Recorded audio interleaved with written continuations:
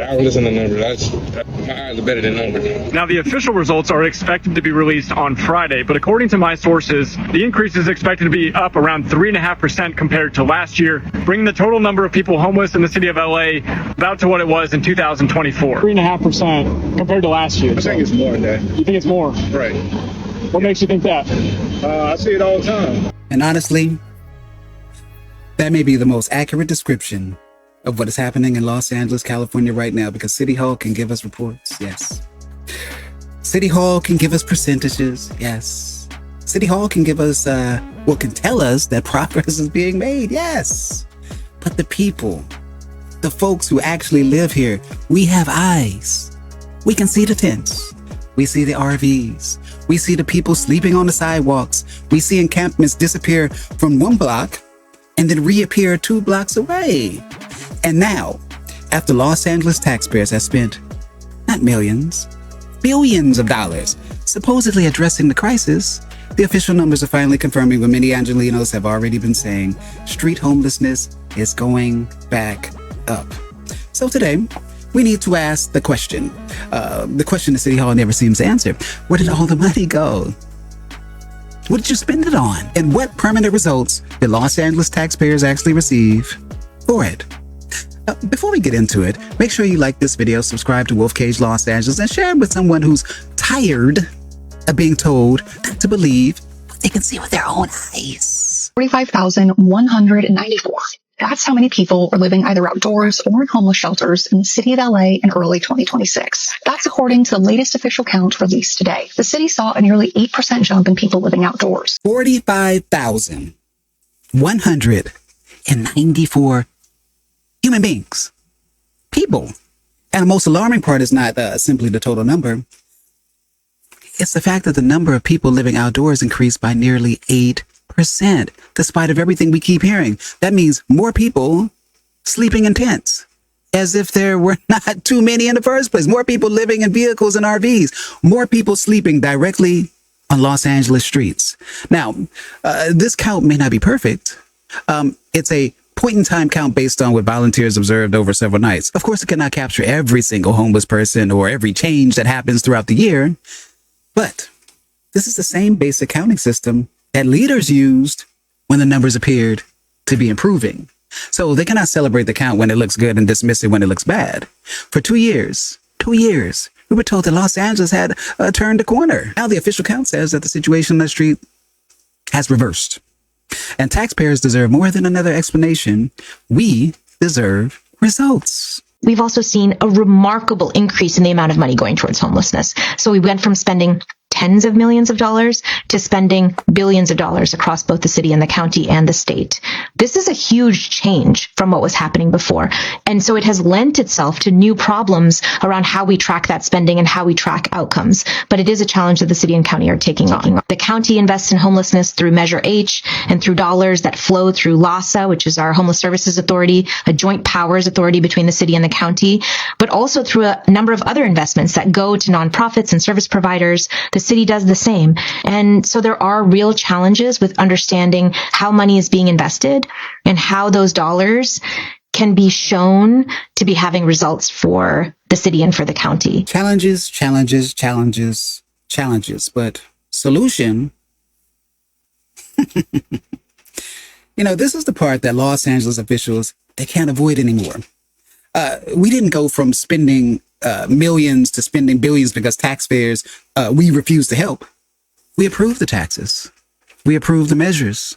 We repeatedly agreed to spend more money because we were told that the money would produce housing, that the money would produce shelter, treatment, that the money would produce permanent solutions. The money increased. The agencies, they increased.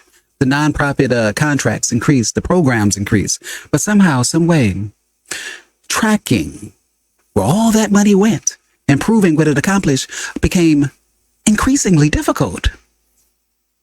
That's backwards. The more public money an agency receives, the easier it should be to demonstrate the results, right? Every dollar should be connected to a person served. Every dollar should be connected to a shelter placement, right? A permanent housing or some measurable improvement. But instead, Los Angeles has built a system where billions of dollars can move through multiple agencies, contractors, and service providers, while we, the public, we're still asking the most basic question: what did we actually get for our money? City Hall's response to homelessness has been the shuffle. We shuffle people from sidewalk to sidewalk. We shuffle people from street to shelter and back to the street. We shuffle hundreds of millions of dollars around, and when we're blamed for the lack of outcomes, the city shuffles blame to other entities. You know, that phrase explains much of what Angelenos have been watching for years and years and years. The homeless shuffle, as Nithya Raman said. An encampment is cleared from one sidewalk. But many of the same people, somehow they appear somewhere else. Someone moves from the street into temporary shelter, but there's no permanent housing available afterwards. An RV disappears from one neighborhood and magically reappears in another. The city announces a successful operation because a sidewalk was cleared, but clearing a sidewalk is not the same thing as permanently solving homelessness. Temporary shelter can be an important first step. Yes. Encampments obviously cannot simply be allowed to remain everywhere, but the city should not describe moving people around as a permanent victory. And of course, this clip is coming from a political challenger, Nithya Raman, so viewers should understand that it is campaign messaging. But the larger criticism is still legitimate. Los Angeles keeps moving the problem between departments, districts, shelters, and sidewalks. Then, when we ask why the overall crisis continues, every agency points towards someone else. The city blames the county. The county blames LAHSA. LAHSA blames funding cuts. Politicians blame Washington. Meanwhile, we, the taxpayers, are still paying everyone involved. We've been concerned over the last year that the numbers might go up because of the cuts we've experienced and other changes. So we will see. But I will tell you one thing, my commitment stays the same. We have to end street homelessness. I do not want to see Angelenos sleeping on the street. So she's concerned. What can you say? She's concerned. But at the same time, the results still remain the same. This is the thing. Obviously, what is being done is not working. The folks on the street are not just ordinary folks. These people have serious issues, but they don't want to address those issues. And therein lies the problem. So it grows and it grows and it grows. Not to mention, money keeps being funneled to all these different sort of pet projects and different types of things that we didn't vote for. Most of the things we don't even know exist. And this seems to be put on the back burner indefinitely. Obviously, there's a lot of profit involved in this. Nonprofits, NGOs, and all these different agencies, they receive money. They're not doing any of these things for free. Only time you see people doing things for free is when they're out there giving away food, which, to be honest, I'm kind of opposed to, because it kind of lets these people off the hook. If we, the taxpayers, are paying for these services to make sure these people eat and have shelter and so on, then why do people need to volunteer? I think the volunteers' time would be better served putting pressure on these politicians to do the things that they're actually supposed to do. But, okay, so what Mayor Bass says that she was concerned that the numbers might rise because of funding and cuts and other policy changes. And to be fair, funding cuts obviously can make an already difficult problem worse. Housing is expensive, treatment expensive, shelters, they require staff, they require security, ongoing support. But Los Angeles was already spending an enormous amount of money before those cuts. The city has been receiving homelessness funding for years. So the question is not simply whether future funding is needed. The question is what lasting infrastructure was created with the money that has already been spent. Where are the permanent housing units? Where are the treatment facilities? Where are the systems capable of tracking a person from the sidewalk to stable housing? Where are the protections against waste, against fraud, against mismanagement? Because if the entire system begins falling apart whenever funding is reduced, then what exactly did all the previous spending build? Leadership is not merely asking for more money. That's what Karen Bass is doing right now. She's asking for money. Leadership is proving that the money that was already received created something that's durable, that works. It's been nearly 6 months since the Los Angeles Homeless Services Authority volunteers conducted their homeless count across the city. Tonight, the results have yet to be released. Fox 11's Matthew Seedorf is then Van Nuys with details. Christine, these numbers were supposed to be released in late spring or early summer, but so far the wait continues. Thousands of volunteers, 3 nights, one massive task, count the number of homeless people across LA. Now, almost 6 months later, the results are still not public. When are we expecting those numbers to come in? You will have to contact LASA, but I believe it's very soon. So I'm anxious for them too. We did contact LASA. Their response, they expect to release the results soon, but their own website says the numbers should have come out in late spring or early summer, meaning right now LA County still doesn't know how many people were counted back in January. I'm definitely concerned. We've been concerned over the last year that the numbers might go up because of the cuts we've experienced and other changes. So we will see. The mayor's concern comes after LASA's interim CEO also warned during the January count that losing funding could mean more people becoming homeless. When proven solutions lose funding, homelessness doesn't stay flat. It may rise. Since that count, LA County has redirected hundreds of millions of dollars away from LASA over concerns about financial management.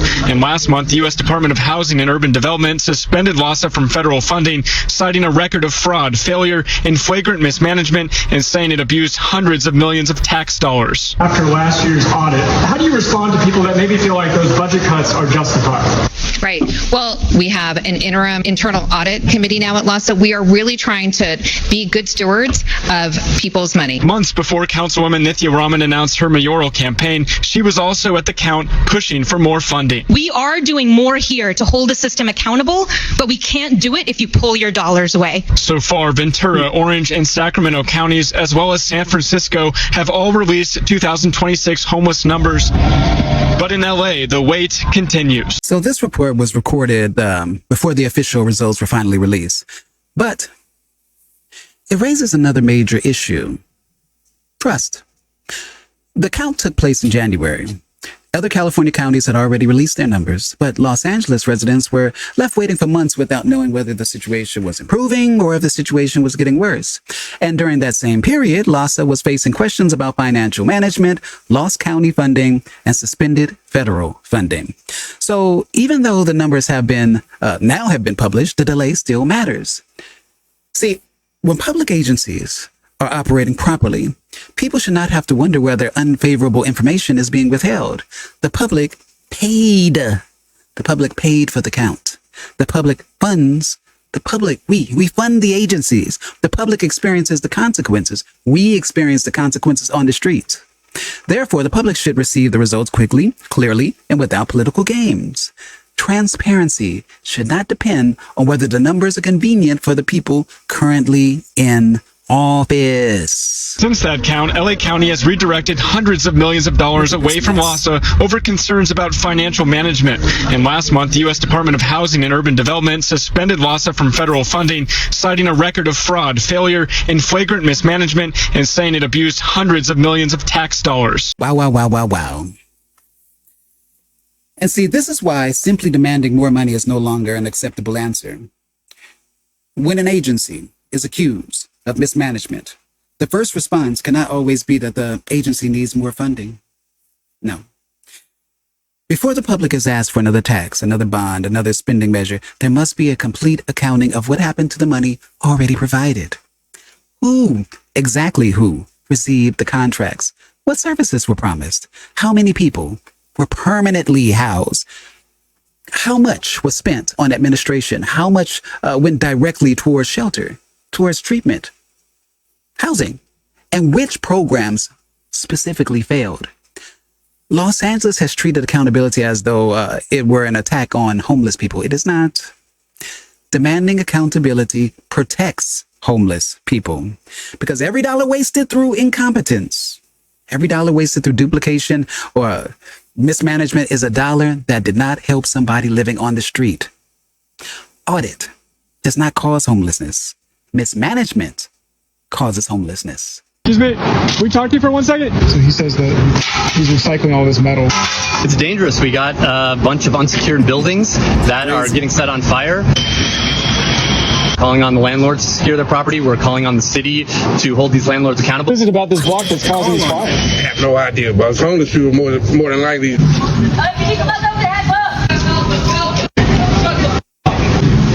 Someone else is in this building right now. This is the reality that rarely fits neatly inside a City Hall press conference. We're looking at unsecured buildings, repeated fires all the time, scrap metal, dangerous conditions, residents and business owners worried about what could happen next. Homelessness is obviously a human tragedy for the person living on the streets, the person living outside, but it also affects the entire surrounding community. Families lose access to sidewalks.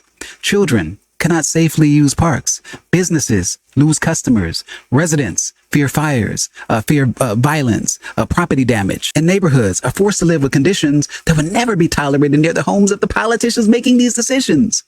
Do you think this happens in front of or nearby Nithya Raman's house? Karen Bass's house? Look, compassion cannot mean abandoning public safety. And public safety cannot mean treating every homeless person like a criminal. Los Angeles needs both compassion and boundaries. People need shelter. People need treatment. People need a path to stability. But residents also have a right to clean, safe, and usable public spaces. Those two ideas are not enemies. A functioning city should be capable of doing both. How close are you to getting back on your feet? Real close. How are they helping you? They put me in a shelter, business concern, and they feed me 3 times a day, give me free laundry once a week. Got some rats over here. Now, this is the part that's important because homelessness is not just a statistic, and it's not only a political weapon. There are real people inside this system. Some people are receiving meals, some people are receiving shelter and basic services. Some are genuinely close to getting back on their feet, so they say. Those programs should continue when they work. But success cannot simply mean placing someone into temporary shelter just for a few nights. The goal must be stability, permanent housing where possible, mental health treatment where needed, substance abuse treatment where needed, employment assistance, documentation, case management, and follow-up. Follow-up is essential after someone leaves the shelter, because if a person enters a program and later returns to the street, the city cannot simply count the original placement as a success and then simply move on and chalk it up. The measurement cannot be how many people enter the program. The measurement must be how many people successfully escaped homelessness and stayed housed. Los Angeles does not have a compassion problem. No. Taxpayers have demonstrated compassion repeatedly. They approved the funding. We supported the housing programs.